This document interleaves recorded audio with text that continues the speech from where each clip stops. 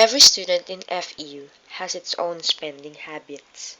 Most of us doesn't even know the true value of money. Do young people spend their money wisely?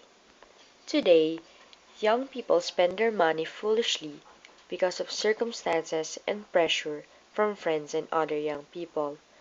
No matter how much money young people have, they often use that money on shopping. This is very normal today because living a young life is very expensive. Money, it's involved with everything, which is why you can never have enough of it. Now, in general, money isn't necessarily needed to survive, but in the world that we live in today, it really is. However, the big issue isn't what costs money, but it's how people spend their money.